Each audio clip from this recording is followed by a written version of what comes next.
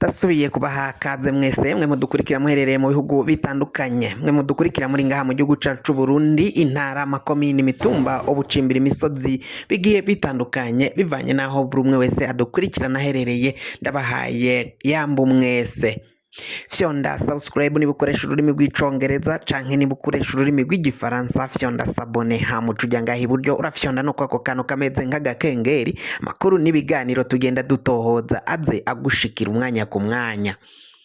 Ngaha mu gihugu cacu Burundi rero amakuru ariko aragenda avugwa muri aka kanya na makuru atandukanye, aravugwa mu gisata ca politike, mu bisata vy'intwaro, mu gisata c'umutekano ndetse no mu gisata c'ikibano. Mu kibano hariko haravugwa iki? Umutama Alain Guillaume Bunyoni abaryango biwe batanguye kuja kwiyerekana, basavye ko umukuru w'igihugu Varisito Ndayishimiye abandanya arekura uyu mutama Alain Guillaume Bunyoni ko atagomba kuzogwa mwibohero.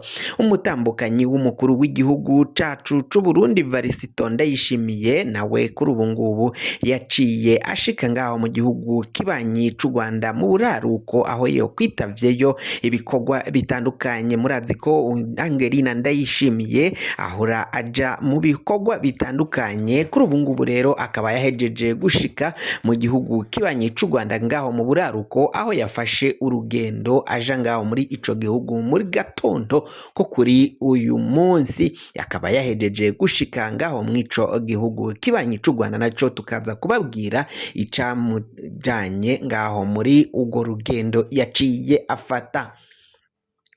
Mu gisata ca politike baravuga ko abategetsi batandukanye, hoba mu gisirikari ndetse no mu gipolisi no mu ntwaro rusangi iyo hagati mu gihugu n'umutekano, ibintu bitifashe neza cane nk'uko biriko biragenda bivugwa na bamwe bamwe mu kurikiranira hafi igisata ca politiki ngaha mu gihugu cacu Burundi.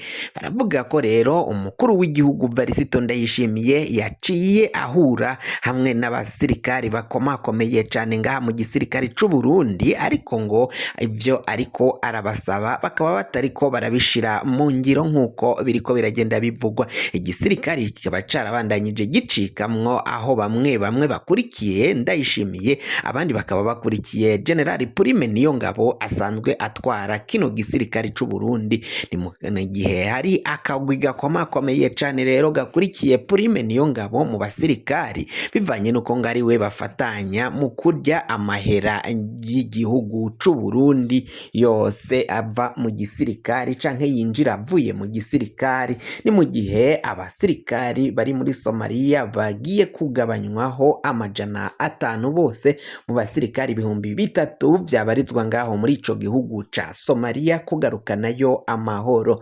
Naho kandi mu gisata c'umutekano ibintu bikaba bibandanya kwiyangara, abagwanyi bikaba bivugwa ko bashobora kwinjira umwanya n'umwanya, kandi bikavugwa ko hari n'abandi bahejeje binjira baja kwinyegeza mu bibira bitandukanye. Mu kibira ca Rukoko hariko haravugwayo abagwanyi, ndetse no mu kibira ca Nyungwe naho hakavugwayo abagwanyi, ndetse ivyo vyose tukaza kubikubwira idonido ry'aya makuru. Ni mukanya isase ntuze uje kure.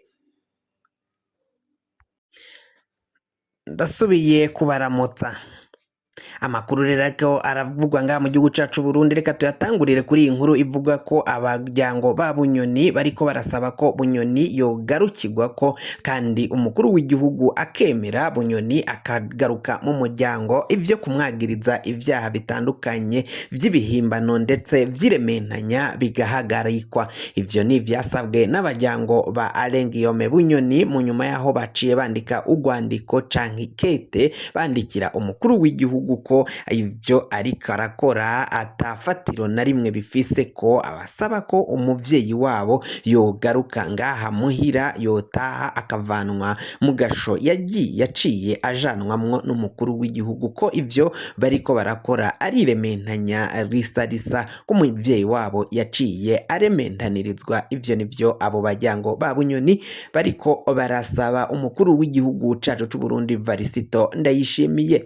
Naho umutambukanyi w'umukuru w'igihugu nk'uko nari nabibabwiye mu ntango z'aya makuru yaciye aja ngaho mu gihugu kibanyi c'u Rwanda aho yitavyeyo ibikorwa bitandukanye bigiye kubera ngaho muri ico gihugu. N'ubwa mbere umukenyezi Angelina Ndayishimiye ndayubaha yaciye aja ngaho muri ico gihugu kibanyi c'u Rwanda kuva aho bafatiye ubutegetsi mu nyuma y'imyaka 3 yose iheze. Uyu mukenyezi aheruka guhabwa ikidari na ONU coba mukenyezi w'umukuru w'igihugu yitanga agafasha abantu aho nikora abo hasi.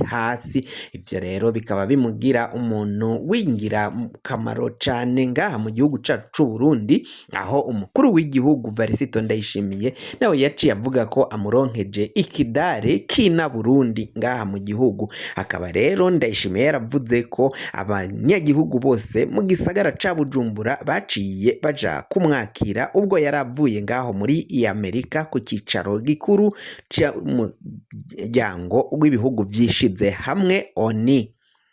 Naho amakuru ariko aravugwa ngaha muri politike y'igihugu c'u Burundi, umushikiranganji atwara intwaro yo hagati, iterambere rusangi n'umutekano Martin Ninteretse yaraye afutishije amasanamu n'amajwi abamenyesha makuru bari baraye bafatiye mu nama kuri uyu wa mbere uheze. Aho rero uyu Martin Ninteretse yaciye avuga ko ibimenyesha makuru vyose bifuta amwe mu majwi n'amasanamu mw'ijambo ry'intangamarara yarahejeje gutanga atanguza inama y'ababuramatari ndetse n'abajejwe igipolisi igisirikari ngaho mu gihugu hose bari bagiye bahagarariye intara.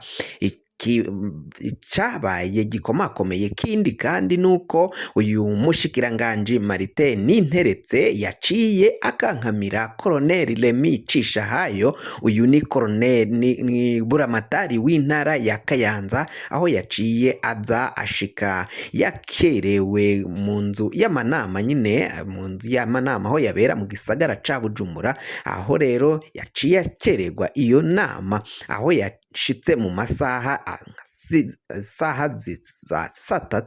saha zitatu nibwo yaciye ashika ngaho muri ahaberaga inama, ariko asanga inama yatanguye.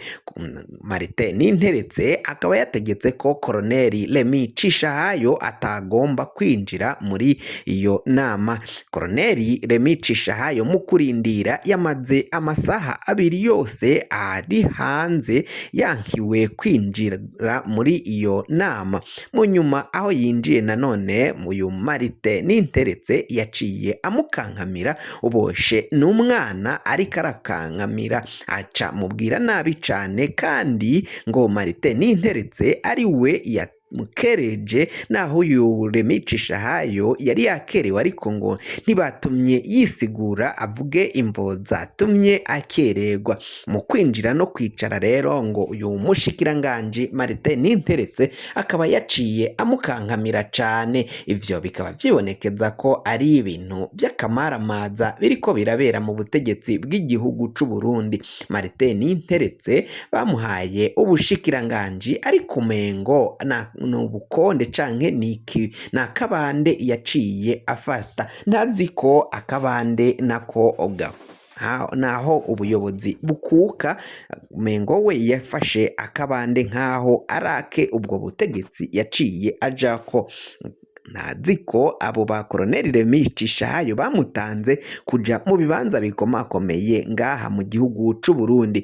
Ngabari bitavye iyo nama rero akaba yabagirije ko banyuruza ibihingwa, ibidandazwa bitandukanye, isukari, isima ndetse n'ibiharagi. Akaba yaciye avuga ko abahaye indwi imwe yonyene mu kwiyungunganya kugira ngo babe bahejeje babe bahejeje gufata ingingo zikomakomeye zigwanya abo bose banyuruza ivyo bidandaza ndetse n'igitoro ngaha mu gihugu c'u Burundi. Igitoro cabaye ndanse ku masitasiyo atandukanye yarasanzwe adandarizwa ko igitoro ngaha mu gihugu c'u Burundi, haba mu buraruko, mu bumanuko, mu burengero no mu buseruko no hagati mu gihugu. Kubona igitoro canke kukironka bigoye canke birazimvye ngaha mu gihugu c'u Burundi. Akaba yavuze ko rero umunyagihugu azofatanwa igitoro mw'ibido azoca abihanirwa vy'akarorero.